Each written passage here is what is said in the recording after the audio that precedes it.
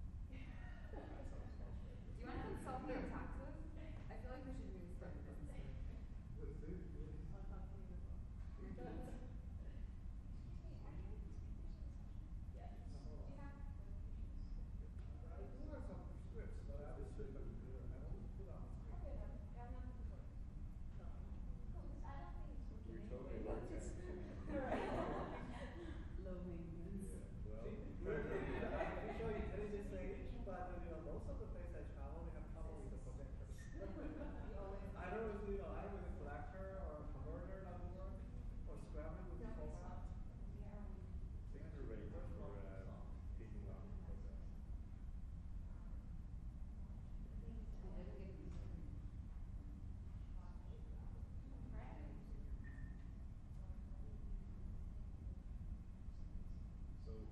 actually a little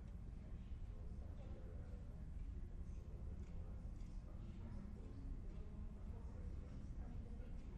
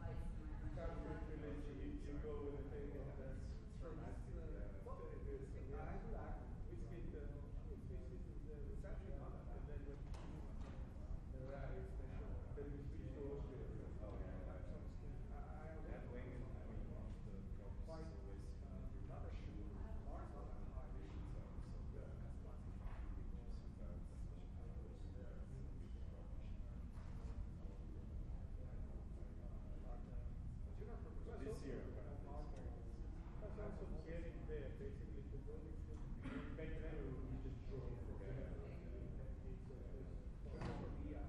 but now getting there is like you can fly to Zurich. And then I don't know, somehow transfer from there, yeah. And with Austria we fly directly to Salzburg. Right. And you're there. Or to Innsbruck, it depends.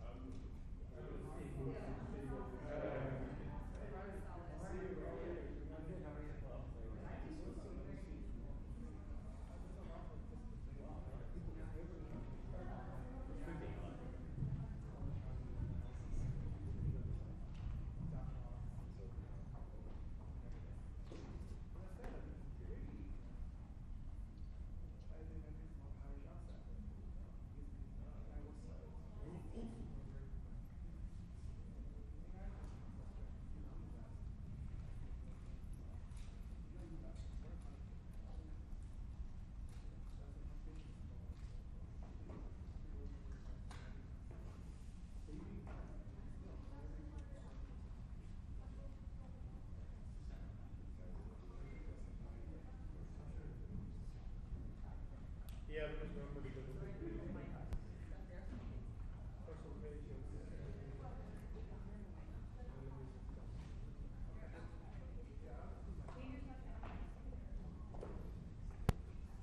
Probably should, yes. but maybe it's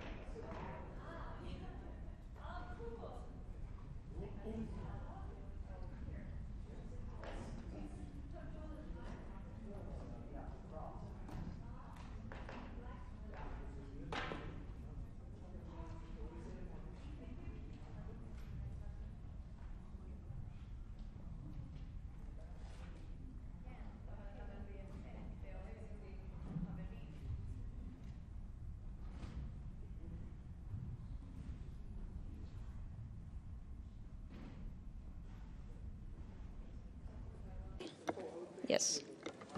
Hello.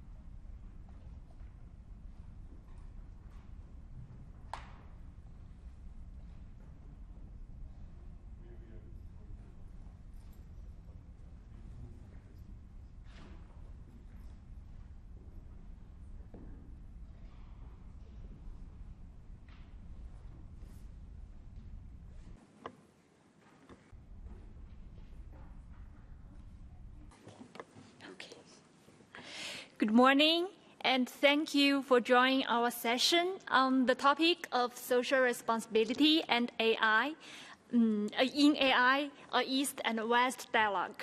My name is Jiahe from ByteDance, a tech company in China, and also I'm the co-organizer of this session along with Zurich University and China Academy of ICT. This session will address the differences between the East and West in the field of ethics and social responsibility in AI. We will open the session with a speech from Dr. Ma from UC Berkeley, who will be addressing the technology developments and applications in AI and why this is the time in AI. Followed by Dr. Ma, we will start a panel discussion with moderator Dr. Urs Gasser from Berkman-Klein Center at Harvard University, and Danette from Peking University and also from Israel, and Karen from IEEE, and Irakli from UNIC, and Lang Ping from Chinese Academy of Social Science. After all the panel discussion, we have 30 minutes for the Q&A. So thank you all for coming. Let's welcome Dr. Ma to start our morning. Please. Thanks. Okay. Hello everyone. My name is Ima. So I'm actually just a little bit about myself. I currently joined the faculty of UC Berkeley. I very much have spent my entire career doing research in areas of artificial intelligence, especially in areas of computer vision and data science. So looking back at my career, I have spent almost equal share of my time in the US and in China. And so over the years, I've spent time both in industry and in academia as well. The 5 years in Microsoft and the rest of the time in both American and Chinese universities. So recently, I returned to US and joined UC Berkeley. So we also see that these days why it's a good time for us to discuss probably broader issues about artificial intelligence. So certainly that in the past few years, we have witnessed the rise of artificial intelligence. So it would sort of characterize it as something like a perfect storm. That is, that multiple factors have all come together at the right moment to create something phenomenal. Some even call it the AI is the new revolution after the Industrial Revolution.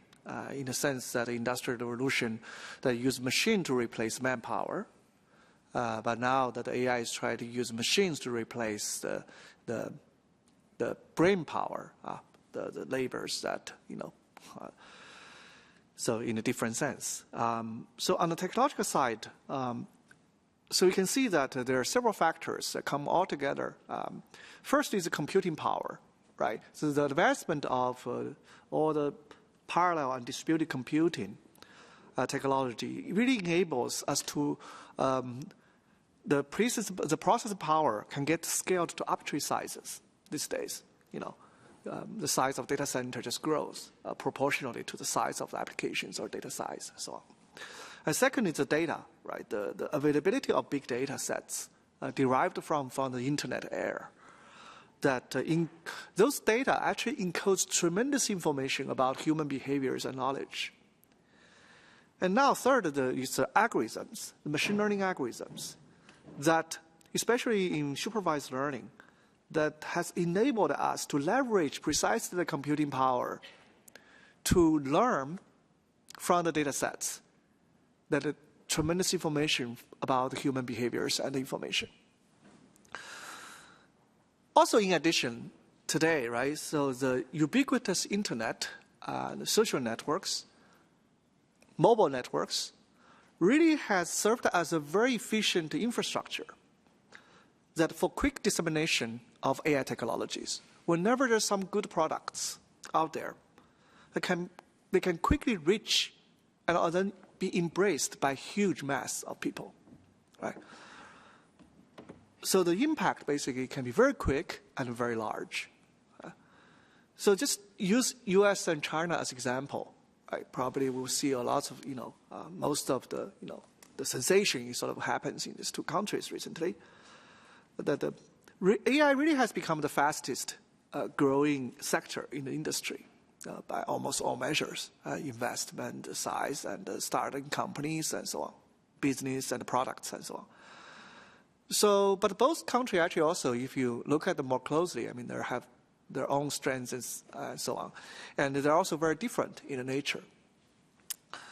So from a technological standpoint, we can see that the United States is very strong in the traditional fundamental technology for AI, right? Such as chip design and manufacturing, server operating systems that for big data center, and also computing platforms, such as for deep learning and so on and so forth. Whereas China is very much focused on applications and products of AI technology, such as speech recognition, face recognition, and autonomous driving, and so on and so forth.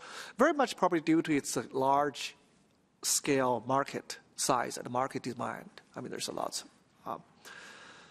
But in terms of fundamental research of AI, both the United States and China pretty much lead the world, the rest of the world, by a large margin in terms of papers published or patents filed each year. However, the United States universities and companies focus more on the fundamental theory, machine learning theory, technologies, and also systems level. Well, AI research in China, again, is mostly application-driven, about many of the applications of machine learning and so on and so forth. So in terms of investment in AI, based on the numbers from 2016, the venture capital investment in the United States is certainly larger than China, but China is really catching up very quickly. I mean, the investment is already in the same magnitude as America. And again, the investment in the US covers almost all areas of AI technology, from the hardwares all the way to the hardware systems, softwares, and all the way to the applications and products.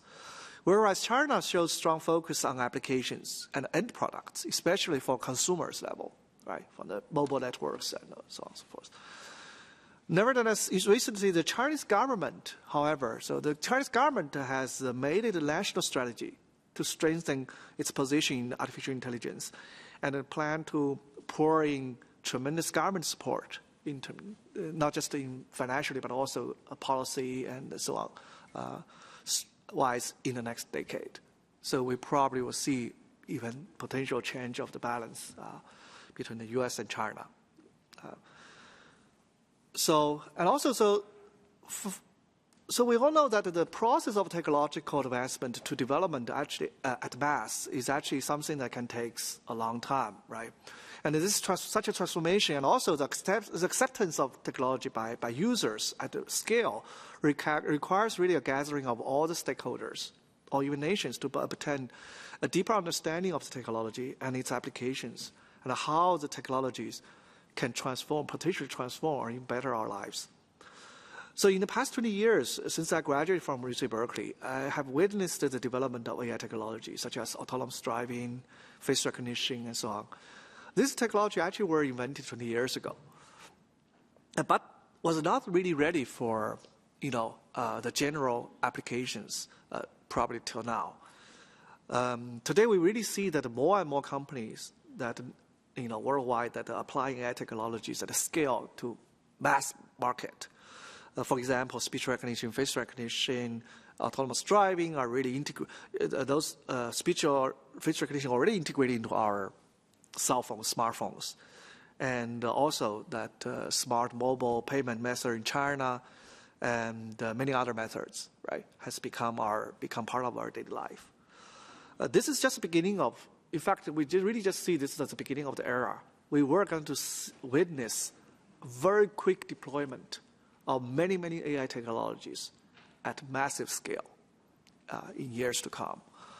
So today, I'm very, like to thank the IGF, ByteDance, and also University of Zurich, the China Academy of ICT, for creating this opportunity to gather people here to discuss the AI, not only its impact on the IT industry, but also its far-reaching implication on our society and the world.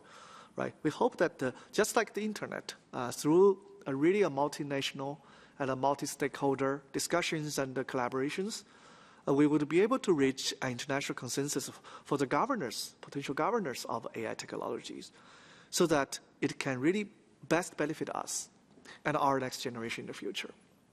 That's all. Thanks. Thank you very much. Yeah.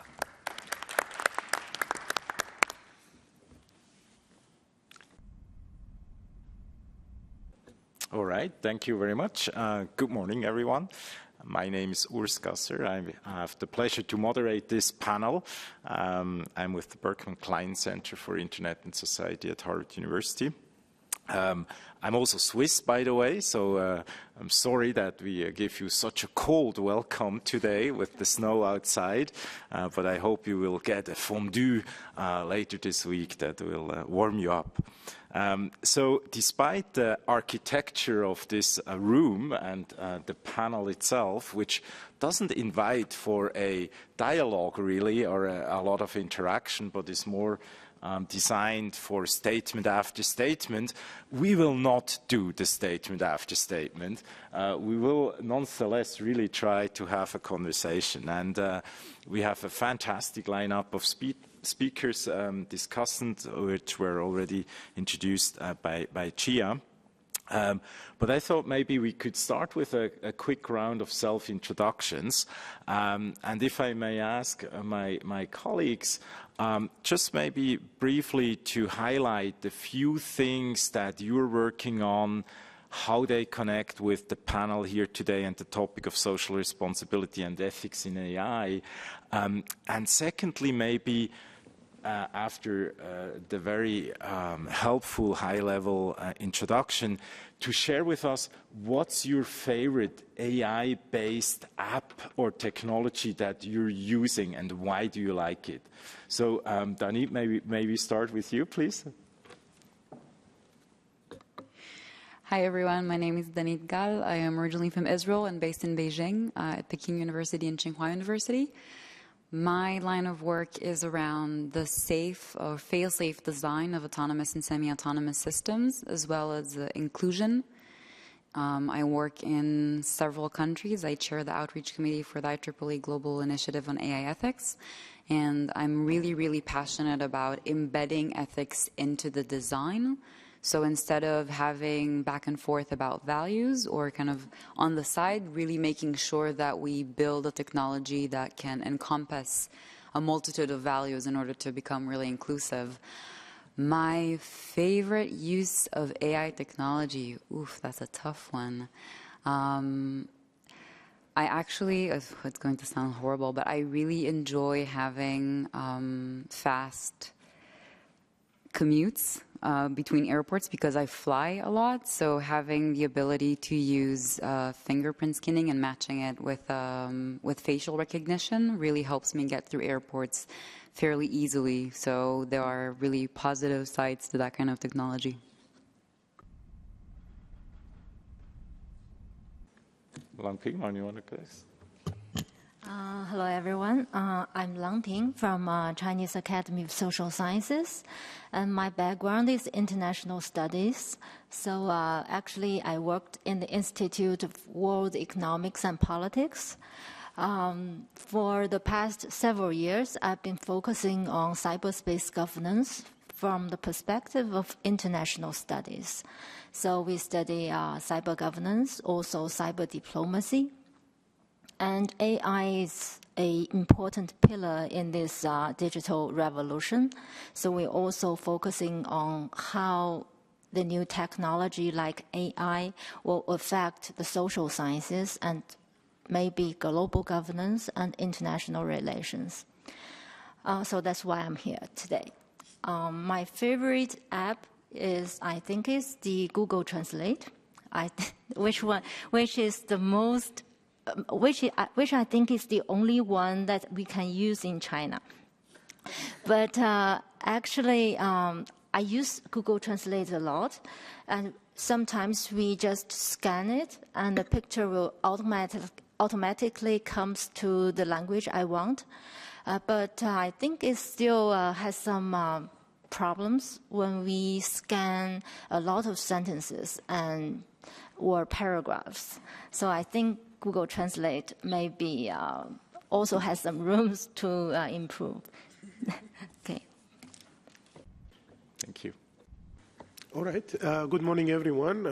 First of all, I would like to thank the organizers of this event, especially ByteDance, for inviting me here. And we have already long-standing cooperation with them, and extremely thankful for this tight cooperation, and also recognizing that how much this company is actually doing for the good application of AI, and it has a potential to do more.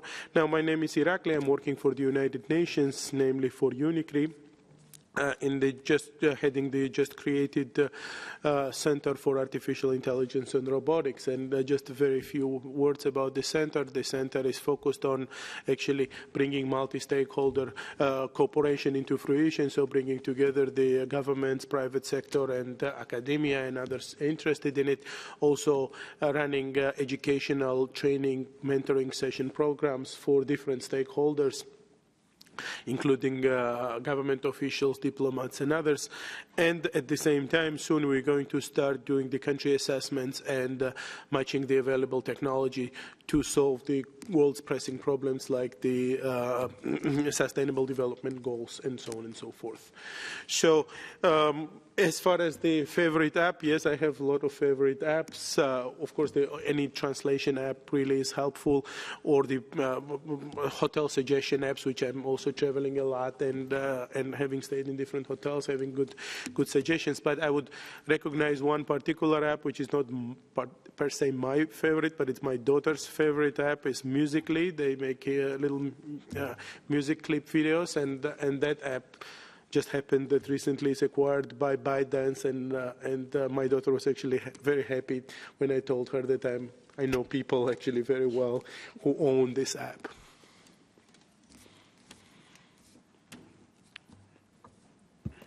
Good morning. I'm Karen McCabe. I'm with the IEEE. For those who are not familiar with that acronym, it's the Institute of Electrical and Electronics Engineers. But don't let that sort of confine what IEEE does. We work in many technical spaces. We have 42 technical societies. Look at them, think of them as industry sectors or domains, if you will. There at IEEE, I'm a Senior Director of Technology Policy and International Affairs, which basically means I get involved in a lot of initiatives and relationships and partnerships. In several that I am working on right now, one is the IEEE Internet Initiative, very related to the IGF, but also we have a new program in digital inclusion through trust and agency. And more so, why I'm here today is to talk a little bit about our effort in the global initiative on ethics of autonomous and intelligent systems. You know, we've heard a lot from our opening remarks about the very quick and very large impact and potential of AI, and we really, based on the title of the session, look at the social impact and the social responsibility associated with that. The impact that we'll have on jobs, the way we live, the way we work. But I think in part of the major focus of our global initiative, IEEE, is that we can't lose sight of that human impact and human well-being. So hopefully we can talk a little bit more about that. Thank you. And your favorite AI-based application? I have to say, not to repeat, but it's a translation, Google Translate. More so, I tend to use that more than I have done in the past. So it's very handy. Thank you very much. How about you? What's your favorite application? So I think I use a lot. I work in this area, so it's probably unfair for me to say anything. But I'll say something on behalf of my kids. So just also sort of says why it's important to have a dialogue like this, right? This is not going to probably affect many of our lives. Might already have a lot of habits and the traditions that we follow. The technology may not have as a big impact on us than our kids. So just it's amazing these days. I have a 6-year-old and 10 years old. Their probably favorite app is they play with Siri, the speech recognition. So they ask all kinds of questions. Like what's the score, Seahawks, they lost the game or not, or what's the time, how to get, movie tickets and so on. It's just amazing to see how they just have fun with the cell phone. I mean, right? with his mom's cell phone. And just sort of hits me that the technology got to change their life. They're going to have a completely different life than ours, right? Their perception of their receiving knowledge, their social behaviors, and including their customs will be very, very different from ours. So we really have to think ahead a little bit about how the technology is going to impact not just on us, on our future generations. Yeah, I fully subscribe to that because my children are also really enjoying playing with Siri and Alexa as well. So I have not figured out which one is better or not, but basically both have advantages there. And yeah, my son every morning wakes up, asks the scores of Warriors, for example. He's a fan of Golden State Warriors, asks, how did Warriors do, and very satisfied with the answers as well. But they're really growing up with that, and this is extremely different life, yes. Yeah, extremely different, and their perception is, of course, shaping up in a different way. So we should really pay very close attention how new generation will be coming up, because for us, this is something we acquired. For them, this is something they've been born into with. So that's a very, very different aspect, yeah. Thank you, and this is already a great segue into my first question. I hope we can discuss a little bit. And actually, a very optimistic start of a panel. Usually, we are quite quick to point out the risks and challenges that come with AI, whether it's concerns about privacy, whether it's issues around bias and the like. And I'm sure we will take seriously and address these concerns also during this panel conversation. But let's stay for a minute or two, if I may, with the opportunities, as you already introduced it, the promise of the technology, how it may improve our lives, whether it's transportation or recommendation systems or the way we communicate. What are for you, maybe starting with Danit, some of the biggest opportunities that you see in terms of social impact of the next wave of technologies, and particularly also since you have the benefit to live both in China, as well as you have a deep understanding also what's happening here in Europe and in the US. How does that play out globally, some of these opportunities? What are your reflections?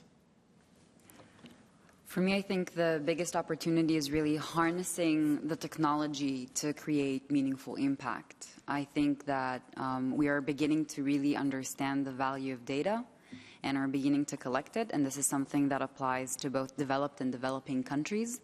And I think that the smart or intelligent use of that data could really help countries, developing countries, leapfrog and kind of close the gap in terms of development. I think that that kind of use that really takes into consideration the kind of inclusion perspective that really lends itself to the cultural and societal aspects of each country, if done right, could meaningfully help countries develop in a fast way. So I think for me that is the biggest opportunity. Thank you. Irakli, I was wondering, since you mentioned the Sustainable Development Goals, and there has been a lot of conversations also, of course, here in Geneva, particularly at an event earlier this year at the ITU, how we can use AI-based technologies for the social good.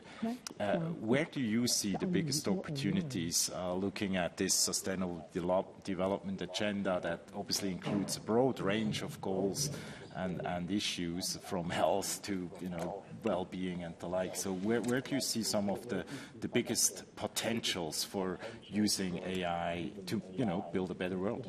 Right.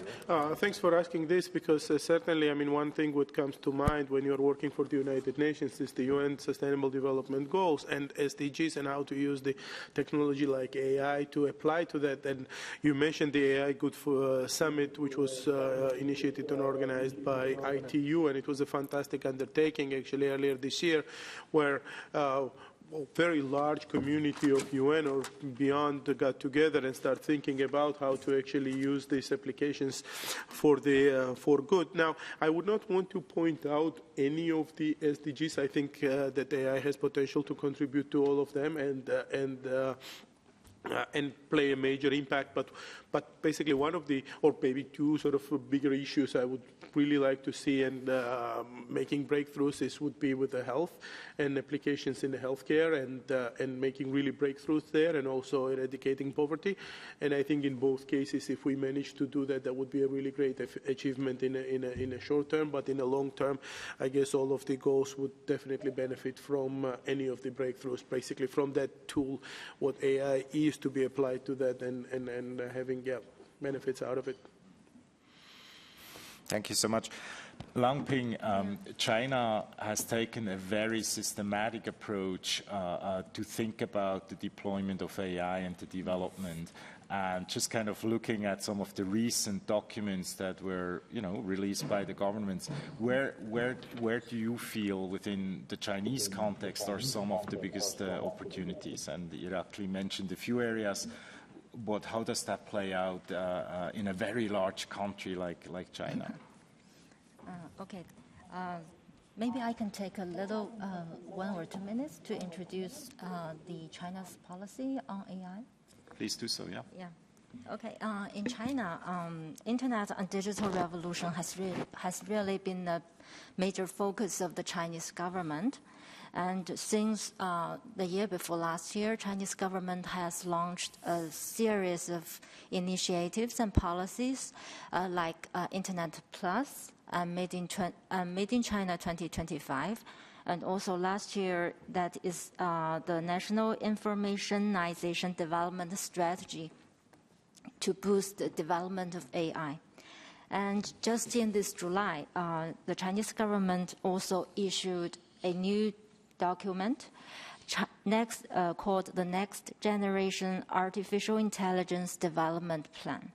And the document says it's trying to seize a major strategic opportunity to advance its development of AI.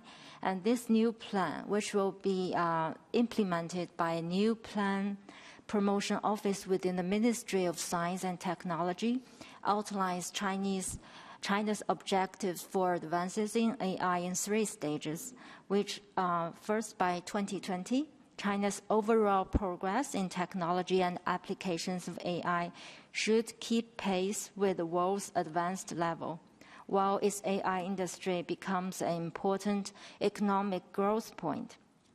And the second step is by 2025, China should have achieved major breakthroughs in AI to reach a leading level, with AI becoming a primary driver for China's industrial advances and economic transformation. Ultimately, by 2030, China intends to have become the world's premier AI innovation center. At that point, China believes it can achieve major breakthroughs in research and development to occupy the commanding heights of AI technology. So if we look at this plan, I think it's not just a technical or industrial development plan, but also includes social construction, institutional reconstructing, global governance, and other aspects. In other words, the task we are facing is not to achieve revolutionary technological breakthroughs in a particular field or industry, but to vigorously promote comprehensive changes resulting from technological developments. So I think in China, the major challenge to Chinese people is to achieve the economic reconstruction. So AI and also together and also the digital revolution has becoming a major economic growth point to realize the economic reconstruction and also to help people make with a better life. Thank you. Thank you very much. It's fascinating, and Karen, I'm wondering whether you want to comment on that or provide some sort of complementary perspective, because what we just heard, I think, also resonates if we were to go around many different regions and countries where there is, of course, the question of what's the impact on the digital economy and what does it mean, how can we use these technologies for growth. But you, in the introduction, also immediately made the point and said, well, but additionally, we also have to think about the impact on the human being and on well-being. And I was wondering, would you be willing to share a little bit more? Yes, there are the institutions, yes, there are the systems, but what does it do to us as human beings? And again, staying a little bit in the opportunity zone, as we will then segue to the challenges, of course, later on. Please. Sure, thank you. You know, initially, when you think of the use of artificial intelligence, or through IEEE, we're actually trying to stay away from the term artificial intelligence, and now we use autonomous and intelligent systems, so that we don't sort of get into a. I think artificial intelligence, sometimes the terminology and the label brings about some more scary or negative connotations. I think there's a lot of opportunity, as we noted so far on this panel, the impact that it can have through all kinds of industry sectors in all parts of the world. But if people don't necessarily trust that technology, and I know I don't want to sort of go to the dark side too soon, and not that there is a dark side necessarily, but it has a tremendous opportunity when you think about agriculture and health and learning and education. But also, we need to look at it from the trust factor. If there's concerns about what's happening to the data because of the massive amount of data capture and use, which can be extremely impactful and very beneficial. But if people are not necessarily informed about how that data is being used, or it's not being used in a good way, in a sense that it can really expedite developments and the benefit of AI, we can run into some challenges there. When we look at the impact of AI through what it can mean with the evolution of jobs and things of that nature, we need to also be very cautious of that well-being and the impact on the human when it comes to that. We are going to be in a transition period. There's going to be an evolution where there might be some gaps as people in the job market and in education may not be necessarily skilled or have the capacity, or there's a transition where AI might be impacting some of jobs, and there's going to be job transition.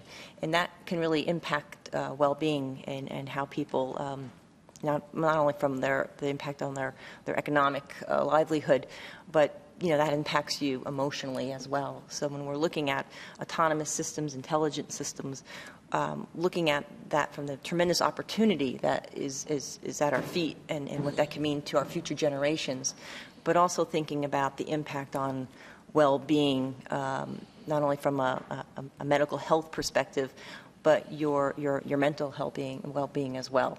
So I think there's tremendous opportunity in that, because we know today we hear so much about the challenges that are out there with health and mental well-being, and it's almost like at a crisis through many parts of the world. And I think artificial intelligence, autonomous systems can really help with that situation. But as long as we sort of build trust into that, and when we're building the systems, we're taking into consideration that level of impact, we really need to look at these things very holistically in that sense.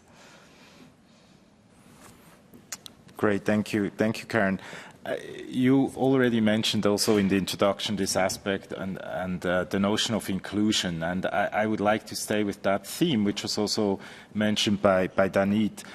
How can we make sure that the next wave of technology provides similar opportunities to people around the world, or also the ones who are on the side of the digital have-nots currently? How do we close some of these digital gaps and participation gaps? What are your reflections, Danit?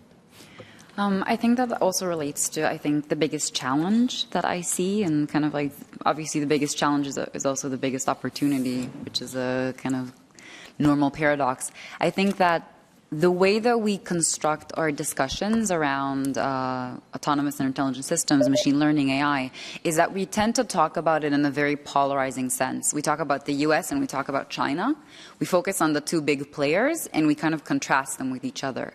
But I think that is a really missed opportunity to take a technology that could fundamentally serve billions of human beings. And I think that one of the major themes that we lack in inclusion is the ability to empower other countries, smaller countries, to really take the technology and harness it to their benefit.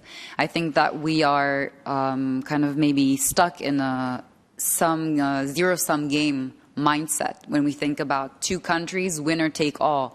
And I think, best solution for feasible and sustainable inclusion is to move away from that kind of zero-sum game mentality and really make sure that whoever gets the best technology, that's great. But we really need to start thinking about who is not having the technology and who should be having it and how they could employ it. Because even if you have the best technology, if you don't share it, if you don't profit from it, if you don't distribute it, it doesn't mean anything. Irakli, you want to jump in? Yeah, maybe I can just jump with a comment. And I fully agree and subscribe to what you said. The question would be that how the smaller country is going to embrace that. If in most of the smaller countries, the understanding of AI is very limited, especially understanding of any of these technologies which is coming out is very limited. And who is going to champion that? Is it the bigger countries like the US, China, and others going to, really voluntarily share that, or some intergovernmental organizations should do that, or someone else? And this is a rhetorical question, obviously I'm not asking that, but one of the solutions which we saw could be practical and certainly could contribute to that process, and something what from our center we're going to really start implementing, is to start the pilot projects in the countries on a practical application of these tools to solve practical problems for the benefit of the countries and the people, and see that this works, and then make sure that the other parts of the world or similar countries will see that these problems could be solved like this, and scale it up, get others excited, and actually sort of make that movement when the companies who have the technology available would be actually willing or inclined to share that with the countries which would need to solve particular problems. So that type of scalable approach, which we thought that could be one of the things which we would definitely like to try out in practice.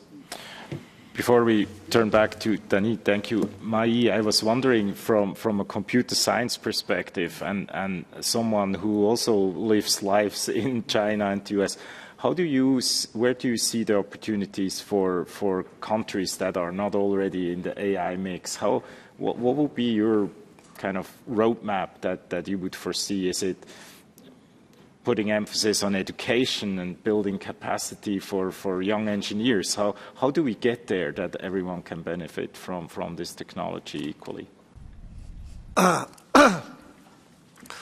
So I think that Daniel has providing very, very good perspective. Yes, there's right now US or China sort of really has been a little bit leading some of the development of AI technology, at least advocates for it.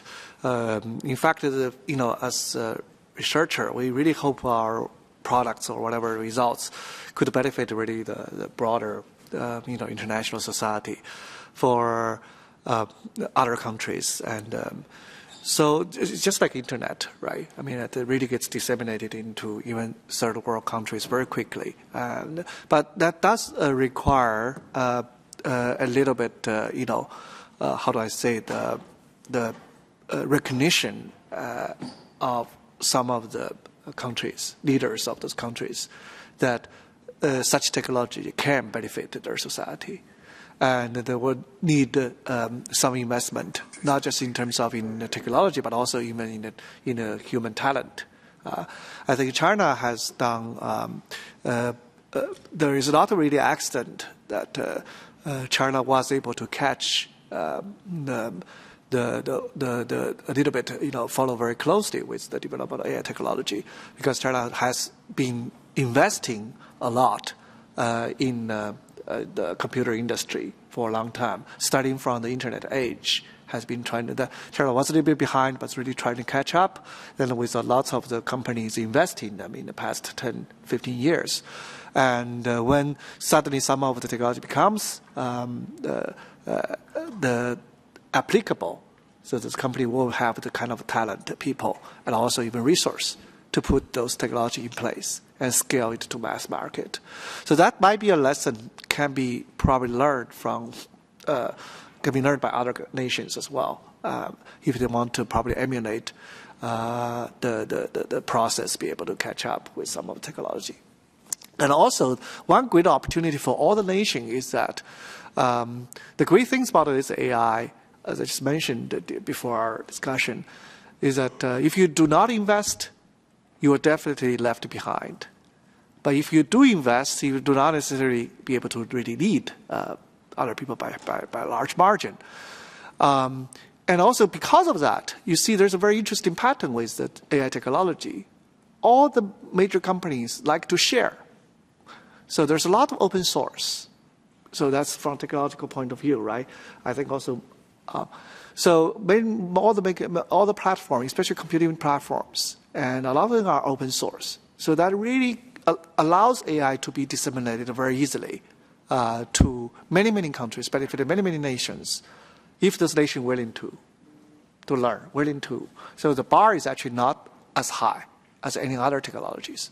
So it's not very prohibitive as any other technology, like manufacturing or other, So that's actually, I think, that's a really great opportunities for, all the nations. Well, thank you. Danit, did you want to comment on that briefly? Or? Just a brief point, I really agree with what you said, and I think that, by the way, we are very fortunate to have in the panel 2 bodies that really embody that kind of approach, which I call effective incentive alignment. So we really need to create incentives for powerful companies, for powerful governments to team up with developing ones. Obviously, they're not going to do it out of the kindness of their hearts because they're running a business. So in that sense, reaching that kind of effective alignment in incentives to make AI more inclusive is something that I think both UniCRI and IEEE could really speak greatly about, because this is what they do from the governance and the technical side. And I think that they embody that kind of approach to ethics and responsibility that is the overarching theme of our panel. Thank you. Before we move to the challenges and the risks, which were already introduced briefly by Karen for sure, maybe one more meta question or methodological question to Lang Ping, but also Irakli. We've heard already now in this kind of initial round the large scale that we're dealing with, that AI is really likely to affect so many different parts of our lives and many different industries, and has this transformative potential and power. And so I'm wondering, as we look at the opportunities and later challenges and see the scalability and order of magnitude of what's happening potentially, what's coming after us, or what we need to interact with at least, how do we even assess impact at such a large scale?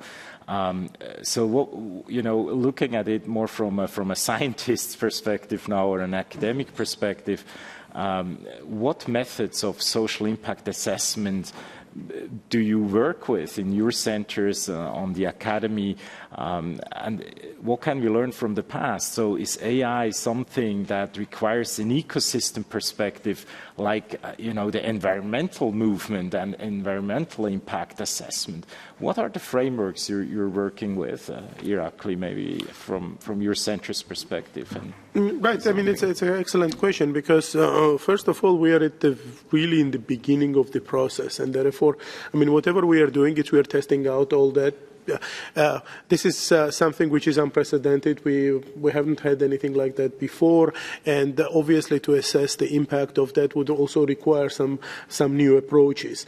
And what has happened throughout this year, of course, you see that more and more conferences, more and more people are getting involved. The community is also getting larger and bigger, and we are testing out different type of methods how this could be assessed. I mean, one of the things which we would like to see is that how countries would be actually using the technology for the benefit of solving different problems, right?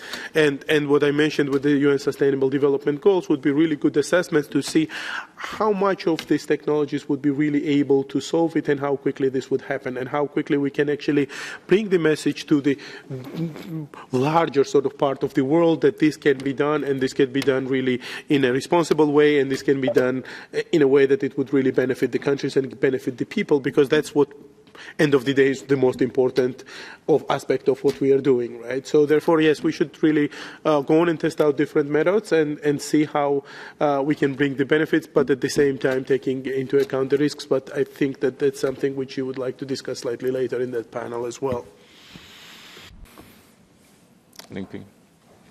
I think the impact from my perspective, from the perspective social science, one thing is that the impact of AI might improve the production efficiency of the economy. But on the other hand, I think the most important, of course, the challenge, of course, also is that the machine intelligence comes into our social life. And because social science, what social science studies is the people's behavior, how people interact with each other. But when artificial intelligence comes into our social life, it challenges the fundamental basis of social science, because we suppose that people interact because people could totally control themselves and be responsible for their actions. But if artificial intelligence comes in, maybe because, for example, the identity, a kind of bias, all these new things, new issues will affect the social governance. Yeah, that's my point. And it just reminds me that it feels to me, are less well equipped even to measure and track some of these impacts on our social fabric, right? We have metrics and measurements for economic impact.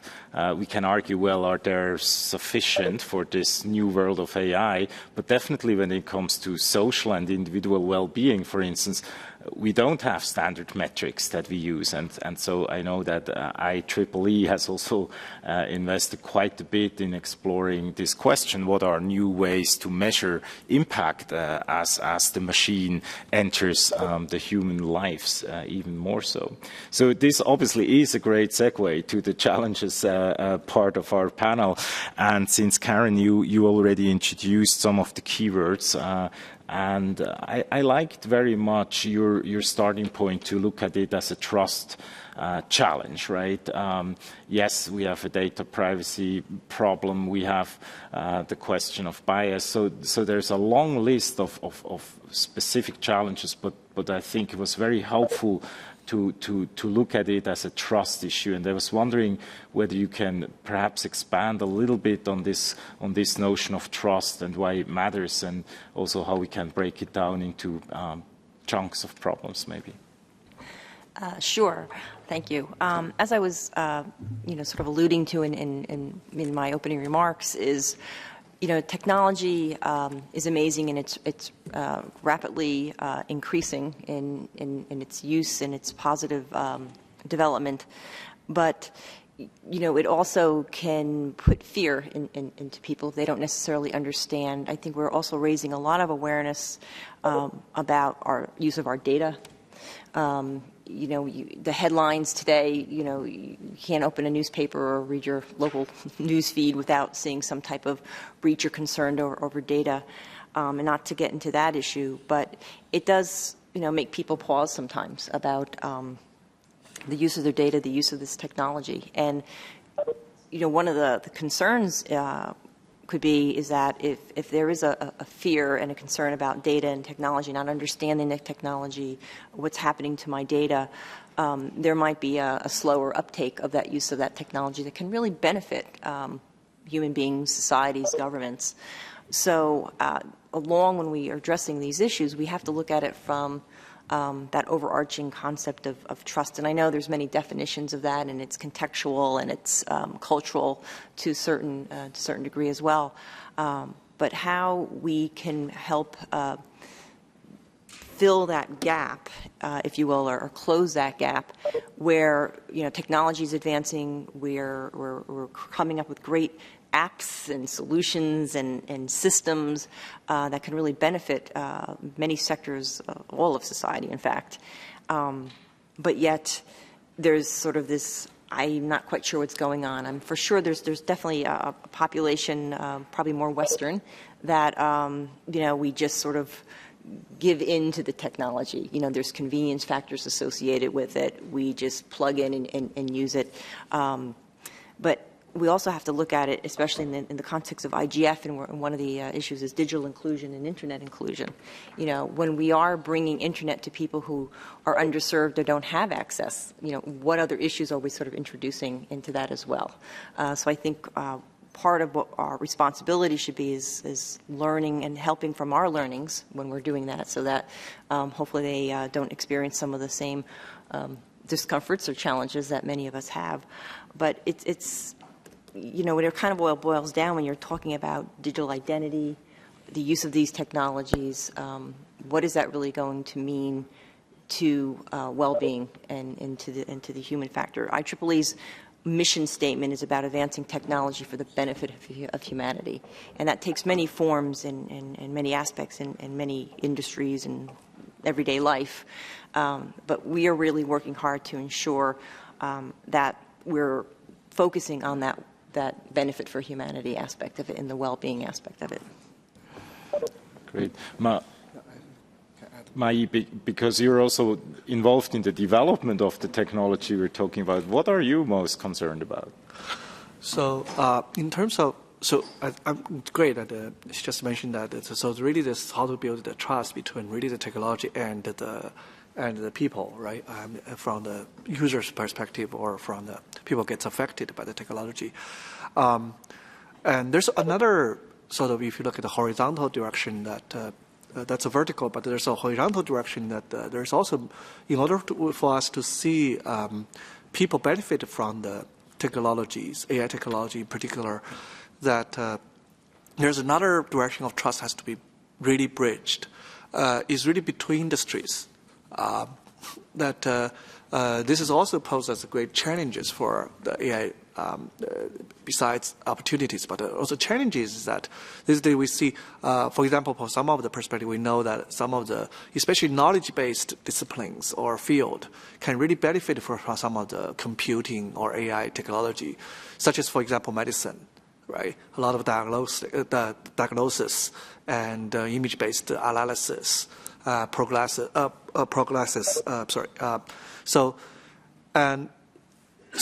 But however, that when we try to, for example, try to disseminate the technology to those disciplines or fields, sometimes there is also barriers, between.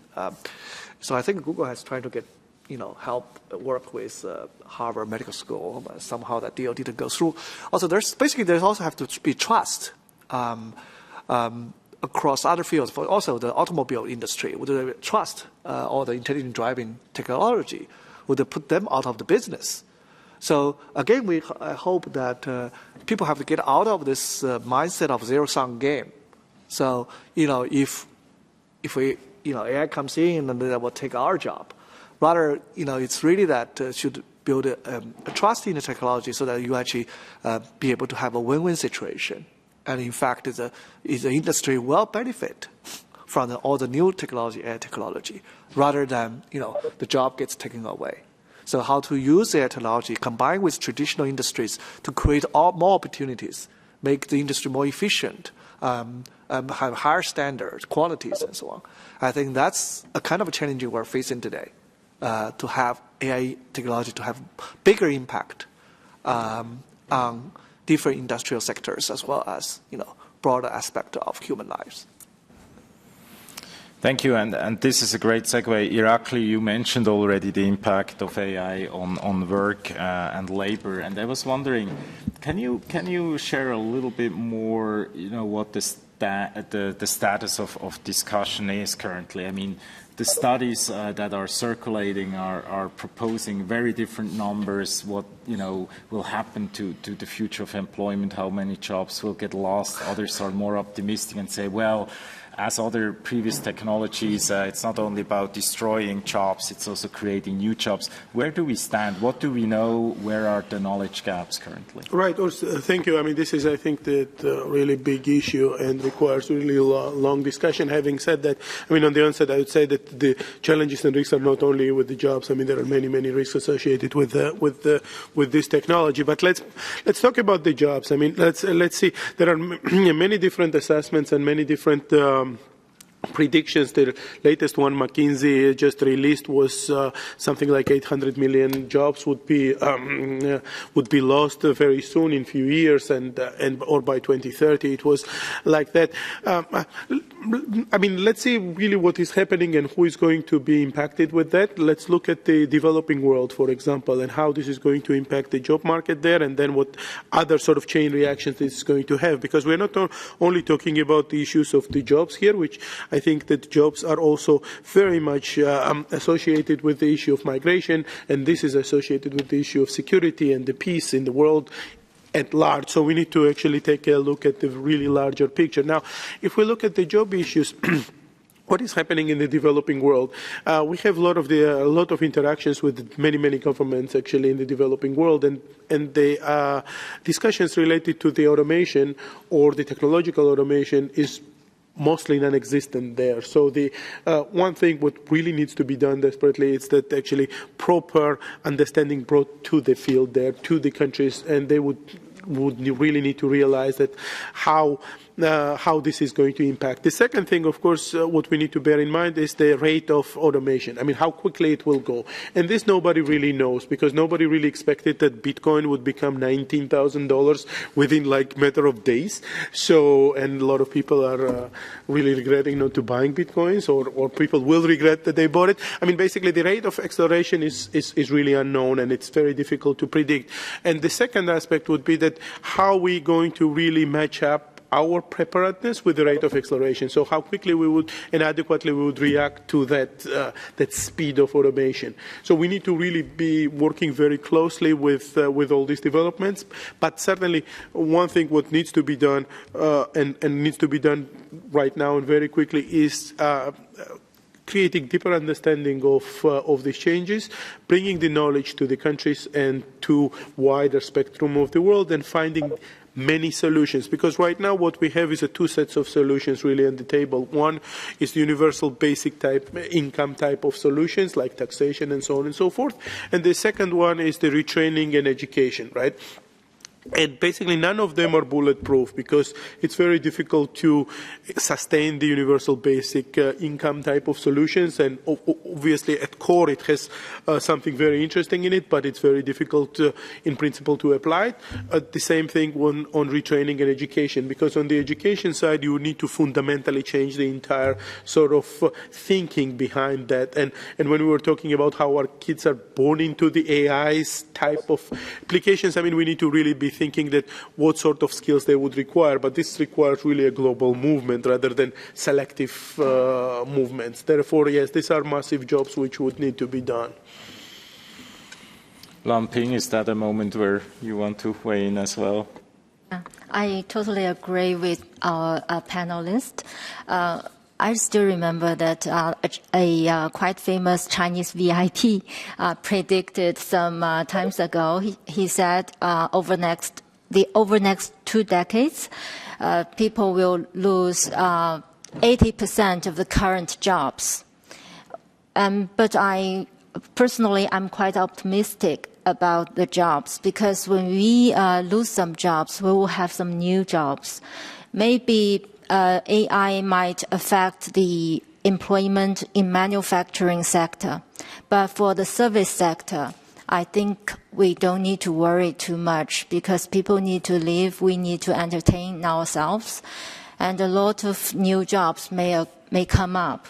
So just like the technological revolutions over the past centuries, every time we have some new technology and a new kind of jobs will come to us. So I totally agree with my colleagues that the education industry might have a big change. Thank you. Before we open up for Q&A, so please be ready in about a minute or two. Karen, do you want to speak to the educational challenge or opportunity in front of us? Briefly, because I know we want to have time for the audience Q&A and discussion. I too, it's always good when we don't agree, but we do agree. You have a little bit more of a dynamic panel, maybe.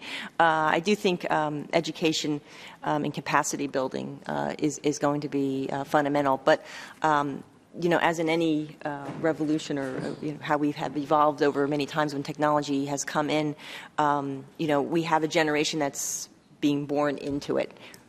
So they're familiar with using it. Now, whether there's, and I really couldn't speak to it that definitively, whether there's sort of a gap between our education systems and how it's, working or preparing our young children as they're going through school, how are the education systems using this type of technology, could be a gap. I know when the internet was kind of rising up and still some schools, there was a gap, like, we were teaching with traditional blackboards, whiteboards, if you will, and then, technology came on board. But there's still challenges with that because, I can speak just from my kids' perspective. The homework, I saw it increasingly become more online.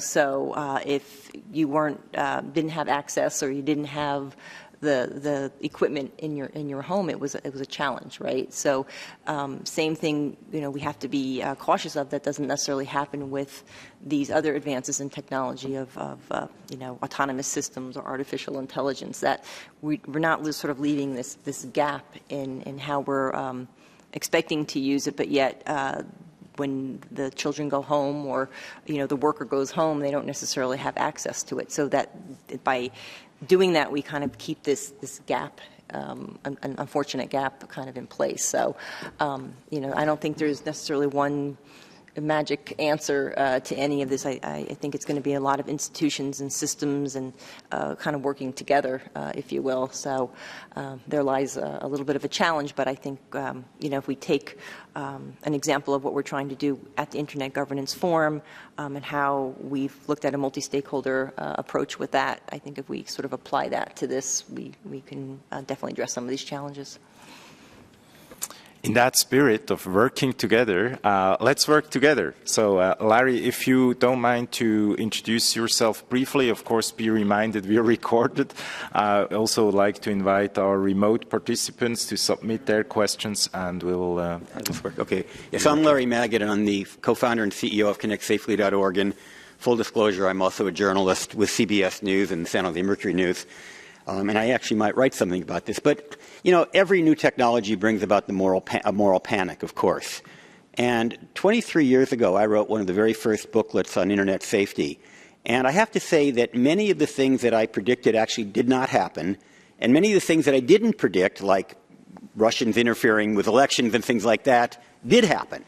And so what I'm saying is that it turns out there was reason to be concerned, but we actually were concerned about some of the wrong problems. Having said that, Urs mentioned a few issues like privacy and bias, and mostly the panel today is focused on jobs and social well-being. But I do think it's important to address what's out there in the ecosphere, so to speak, kinds of things that Elon Musk is talking about. And so I'm wondering if you would kind of address some of the sort of common concerns that people have, where it may be relevant, where it may be irrelevant, and maybe some of the things that you're thinking about that many of us may not even be worrying about yet. Who would like to take on this challenge? Danny? I'll step up. I think that one key concern that we have, and I think that has been very much present alongside, like within the panel, is we want to build trust in the technology. We are scared of the implications of the technology, but we don't really talk about what the technology is. It's not magic. There are people creating that kind of technology, and there are many ways of creating that kind of technology. If we want to build trust in the technology, we need to interact with the people designing it. And if there are certain risks embedded within the certain use of the technology, then we can design it to do better, or we can utilize it in different ways. I mean, one of the main things that we have that artificial intelligence does not is creativity. And this is humanity. We adapt, we adjust, we develop. So in that sense, I think that's something that a lot of technical people like Elon Musk are talking about, is really making sure that we design the technology and we talk to the people who design the technology, because it is a human outcome. But if I might suggest, so from when I give speeches at Internet Safety, I like to talk about what the risks are, or what people think the risks are, and what actually is true. And I want to hear a little bit about your perception of what people are worried about, specifically, things like privacy and bias, for example. So I won't be able to comment on privacy, but there's one thing from a really research perspective we should a little bit of concern about is that unlike internet really is connecting people, right? And but the AI is actually is emulating some human capabilities, abilities, skills. So that could potentially has again, it can also, it's mostly software based. So in that sense, can be very easily how do I say, gets replicated, disseminated through the internet or whatever. So some of the skills or technologies, if can be easily basically landing in the hands of some people. I mean, just like any technology, it's like a double-edged sword. You can use it for good or for bad. Yeah. So that could raise some concern, right? That some of the machine learning capability, if it falls into the hands of wrong people, and also that can be very easily falls into the hands of, unlike any other physical materials, usually much easier to monitor. So those are could be technological concerns I would have, for some of the technology falls into the people's. So that also raise to the, people can breach privacy, breach security. People can use it to potentially even interfere with elections and so on and so forth. So. Well, if I may, just to add that obviously this is a huge problem and security breaches are definitely identified. A few weeks ago we were at the Wuhan summit in China, and Eugene Kaspersky, the founder of the Kaspersky Lab, was giving us the facts that every day right now 300,000 malicious codes are created to breach one or the other systems every day. So within the period of 3 days, we're talking about almost 1 million malicious codes being created. And some of them are state-sponsored, apparently, and some of them are for criminal purposes to extract money and so on and so forth. But this is creating a huge issue. And once you add machine learning technology to it, which is going to serve as an amplifier effect, we might actually end up a day when we will have every day billions of this type of codes created, and it would be very difficult to deal with. So this is going to create actually quite a lot of pressure on security, or quite a lot of pressure actually on entire fabric of our society. Well, maybe to pick up what Larry challenges us to address too, right? This is an example of someone actually having bad intentions and creating software to achieve harm, right, or to do harm. But what about some of the unintended consequences, right? Let's assume even if, we have good intentions and suddenly build systems that systematically bias against certain populations. And how concerned are you about that from an engineering perspective, and then maybe also from a social impact perspective? So there was an incident, happened to face recognition. I think probably people remember a few years ago. Even HP had a facial recognition system for their PCs. So it turns out, I believe all the engineer has really built it for the best intention to have it work, tested extensively. It turns out it actually doesn't work very well with African American people, because dark-skinned people. So that actually caused quite a social or public setbacks for the company. So those are the things, basically, you can do things out of the good intention, but potentially you have some, it's perceived as unexpected, unfavorable products. So those are the things could raise eyebrows. And also, there may be other aspects we probably, just like you mentioned, that we maybe haven't even imagined today. We really have, that's why, a dialogue or discussion like this, at least have many people's brains to really try to find out potentially what are the other things we should be worried about today or in the future. I really like your word, the moral panic. It comes to me that the Chinese people, the Chinese public, got to be impressed by artificial intelligence. I think it's last year when AlphaGo comes out and beat the most famous Go player in China, Ke Jie. And it makes people think that when we have machine intelligence, it could memorize lots of things, much, much better than us. And it could calculate very fast. So what's the meaning for people there? So what we can, many things we can do has been replaced by the machine. And so then what for people in the future? I think that's the fundamental reason for the moral panic for people when people get to know artificial intelligence. And I think another source of the panic is from the drama and films that we watched before, and the machines take control the human world, and the humans is totally lost. I think that's also a scenery that it's not happening right now, but we are wondering whether they will come true in the future. So maybe some fields.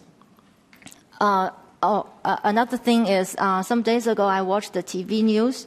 The female robot, Sophia, was granted the first citizenship by Saudi Arabia government. And during the interview, Sophia said, "I wanted a family." I think that echoes the moral panic, the concern that we got from those films and drama. So when we come to artificial intelligence, especially for the experts, or scholars, or researchers, we need to take some forward-looking approach to this technology. So we might concern that if we give some emotions to the artificial intelligence, because I'm not a scientist, I'm not sure whether they will happen. But if they have the emotion, or they come into our social life and get to interact with with humans, maybe in some sector we should strictly forbid those artificial intelligence could be used. And because my field is international studies, I also thinking that just like Ma Yan just said, technology has always been a double-edged sword, just like internet. If those terrorists use artificial intelligence, well, has been used for military purposes, what will bring to us? So I think for those consequences, we need to really take a forward-looking and concern. And also, of course, for social scientists, we also need to know what artificial intelligence will develop. That's my response. Thank you. We have one more question.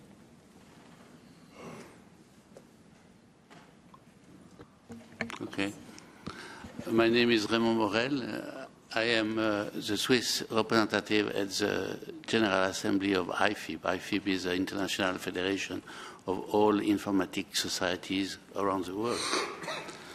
And I have three observations. You can transform it in a question afterwards. The first thing is I was in Paris in 1989.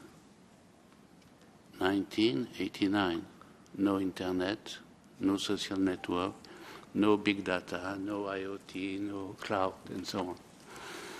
And I do some clearing at home because I am retired, and I look a paper, the recommendation of the Paris conference on UNESCO conference on ICT and education. It was 4 pages, 15 recommendations, and you can apply today. But we don't do anything during 28 years. We were only distracted by the evolution of technology. Everything is already in this recommendation, very old recommendation, but quite for now. You can learn at home, you can learn at distance, you can have MOOCs, doesn't exist in '89, and so on, okay? So I think we should be a bit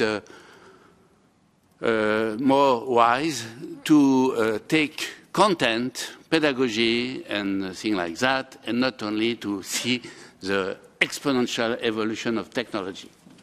That is my first remark. By the way, I have here a nice article from the Institute of the Future, a recent one, on future work skills for 2020, 2030, and so on. And you have a map with 6 trends, actual trends, and 10 wishable competency to acquire for the future. Nothing to do with the actual curriculum in any country. Nothing. Complete. That means educational systems nowadays are producing handicapped people because we are not in the right direction, we have not the right vision. Okay? That is my second point. The third point is another silly thing, but I think I have to say that here when you are speaking about artificial intelligence, that I define as the opposite of the natural silliness. It's a text that we have written with some colleague in IFIP and presented last WSIS in Geneva, the WSIS forum in June, and we are now at the CSTD in the direction of the General Assembly of UN. The title of this text is very simple. It's Human Digital Rights and Responsibilities. And we thought that if human being is delegating to AI, to network or robots or all what you can imagine, it's the end of the species. Okay? And we have to keep the power of and the responsibility of using AI, ICT, and things like that. Okay? It's not to say it's forbidden, but you have to balance and not to be only enthusiastic. And as it was the 3-day in June before with this forum, with the conference AI for Good, okay, where everything is nice. In Geneva, in the Paki, during many decades, in a restaurant, there was a blackboard saying, tomorrow the Beaujolais is free. Sometimes I think we are exactly in this situation, okay? So that means we should be a bit more visionary, more critical, and not to do the same mistake as for the Security Council. Sorry to say that in this building. I am from Geneva. But the best country selling arms are those with the veto right at the Security Council to keep the peace. Okay? So don't do the same mistake a second time for robot, AI, and so on. I think we have already the criteria. If you like to use AI or ICT in any direction for healthcare, for education, for security, for everything, okay, you have the 17 criteria of the SDGs. So show that what you will propose as a usage of the technology resist is not worse by looking about the 17 criteria, okay? And I think if you can declare that we should be with a lot of attention around human digital rights and responsibility. I think it's a key issue for the future, and the future is just now. Thank you. The future is now, but not equally distributed. So if I may, to take the previous two comments, also the comment by Larry, and turn it actually into a question to the panelists. I mean, I would agree with both commentators that, of course, we've had disruptive technologies before, and society has coping mechanisms and establishes frameworks and standards and criteria how we deal with the new thing that interacts with us. Yet, I also have the feeling, based on our previous conversations, that the next wave of AI-based technologies is different from previous technologies. And you made already a comparison to internet technology and where you see differences. Karen, maybe I may ask you again, because you also, in your previous comment, highlighted and replaced the term artificial intelligence and started to zoom in on the question of autonomous systems. And other panelists mentioned also what that may mean in terms of shifts of responsibility. We also talked about the scale, and someone also mentioned the speed of transformation that is ahead.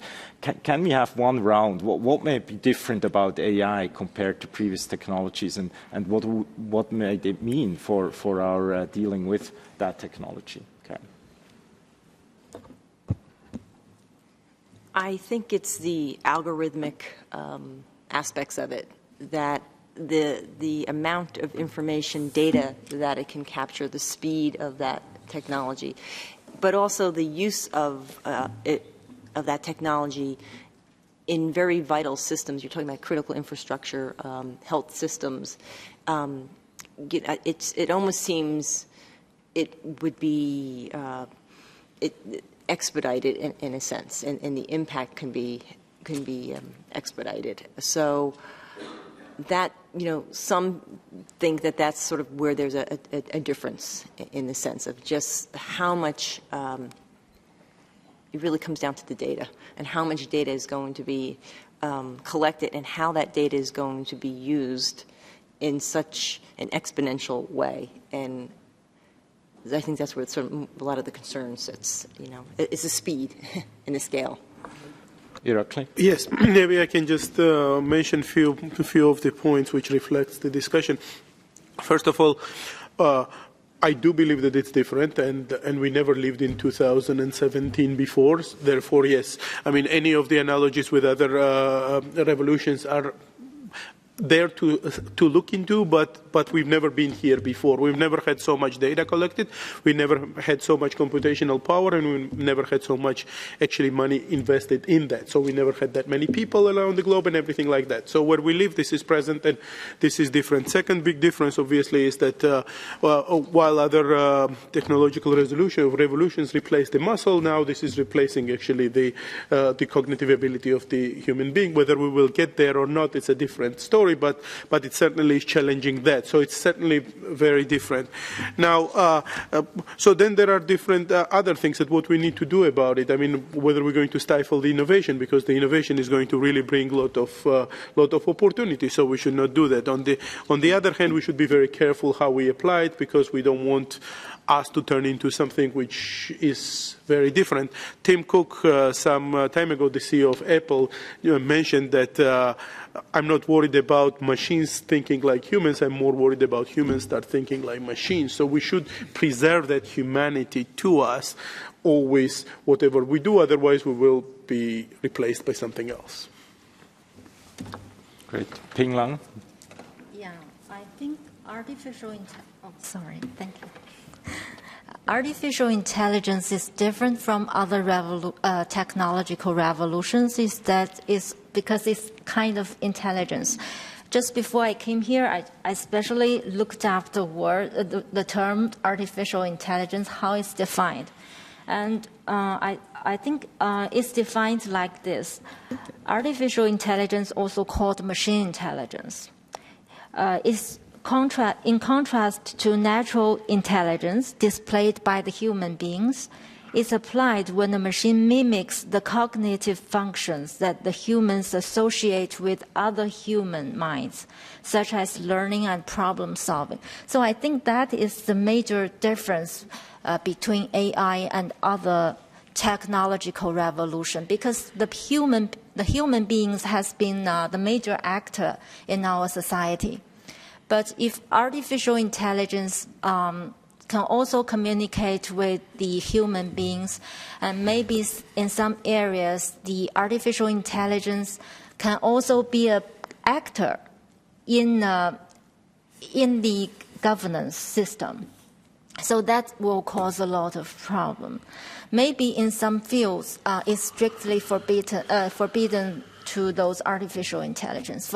But for most of the areas that artificial intelligence could be applied, I think that's the problem for the artificial governance. Yeah, that's my point. I think that something interesting to consider is that we're at a point of convergence where a lot of technologies matured to the point where they are able to provide us with meaningful changes that have not existed before. I think that there is a tendency for humanity to anthropomorphize or really think about technology in a way that complements us, that is similar to us. And in that respect, artificial intelligence or autonomous systems are similar to us because they are shaped based on human intelligence, only made stronger. And I think that that creates a lot of fear, moral panic, and suspicion that this technology is going to replace us, it's going to deny us of certain things. And I think that there is a fundamental misunderstanding of where the technology is right now, and also an underestimation of where the technology could be in the future. And I think that that kind of uncertainty gap creates a lot of panic in that sense. I think that artificial intelligence is different because it is designed to think based on human intelligence only in different ways. I mean, if we look at AlphaZero, that devised incredible moves in chess that we had never thought about, this is something that scares us because here's a machine that was designed based on human intelligence but gave artificial intelligence. However, this is very rare and very advanced. And I think that the really good thing about having this panel at IGF is that we can really combine where the technical developments are with the concerns. And if we have that kind of conversation, I think that there would be less room for moral panic and more room for this instructive and inclusive discussion. Thank you. We have one online question, two. Yeah. So if you please read them both, and then we'll wrap up after that. Yes, we here have two online questions from the same person, and Liu Yue, a senior engineer from the ICT Academy of China. And the first one is for Professor Ma. As I quote, he said, AI can learn from the top specialists and use the best experiences to train and build up model. So one author said that only top 2% people would create the future and others would be treated as AI's pets. So what's your opinion on that point? Will AI enlarge the digital divide for the capacity difference? And what's your opinion on IEEE's ethically aligned design, the version 2? Yeah. Pretty long question? Yes. Okay, just summarize it again. What's the? So will AI enlarge the digital divide for the capacity difference? And what's your opinion on IEEE's ethically aligned design, the version 2 design? Actually, I don't know. So I think it probably is a question better for the IEEE person. and he asked for you. The first one he said is for the Professor Ma. Yeah. Well, might I just add, the ethically aligned design document that was produced by the global initiative that I spoke about was just released about a week ago. Yeah, it's quite a significant document, so I'm not quite sure if you had an opportunity to read it to respond to that question. Yes. But I just wanted to put that as a caveat out there. Okay. Okay. Good. All right. The second question, briefly, please. Okay. We need all parties engaging to the AI governance and ethic process, but because of the AI divide between developing countries and developed countries, there were only a few people from developing countries joining the draft process. So will the governance divide go like what happened in the internet governance? So maybe that's a good way also to end and wrap up this panel with this question, perhaps, if I may, slightly more broadly formulated. we identified some challenges, we identified a bunch of opportunities, and we acknowledge it's relatively early stage, right? We're coming here together maybe at a point in time that's the beginning of a deeper structural change in our society in which AI-based technologies play a key role or are a key driver. So what's needed going forward, particularly returning to this theme of inclusion, which is also mentioned here? What can we do that people around the world are equally benefiting from the opportunities, but also that we put the safeguards into place that we can prevent some of the potential harms that may come from the same technology? What's needed, if we may go for a tweet-length final round of comments? Is it more dialogue? Is it more industry collaboration? Is it more education? Is it all of the above? Danit, let's start with you. I think it's all of them. I think that what we need is to take IGF outside of this room and really make it global. I think that we need to be talking to everyone and really make sure that we emphasize and highlight collaboration. I think in the economics, there's a phrase that we called the institutions has never been neutral. It means because different players will have different will be in different positions, even if the rules are the same, equally apply to everyone. But the result will be, of course, different to different players. I think that's also a reality we need to admit, that digital divide, there are some countries, they developed quite slow. I think the most important thing is we need to give them the opportunities to catch up. And then, given their own conditions, how far they can go, that will depend on their own efforts. So that was a double tweet, but fair enough. All right, very quickly, I think I've already mentioned that in some of the earlier interventions, but I think certainly we need more multi-stakeholder cooperation. We need governments, private sector, academia, and others talking to each other a lot. We need to upgrade the knowledge. We need to really understand what the problems are. We need to see and test out really in real terms the solutions and do that vigorously and do it a lot. And to see that policymakers who will be making in the future policies understand the issue very well. The officials or from the diplomatic side or the governmental side would really understand the language of scientists, and this type of cooperations should increase, and this kind of gatherings will only contribute to that. Thank you. Karen? I think there's a lot to be learned from the Internet Governance Forum and how we've been addressing the Internet governance issues, especially if you think of it from a digital inclusion or Internet inclusion perspective.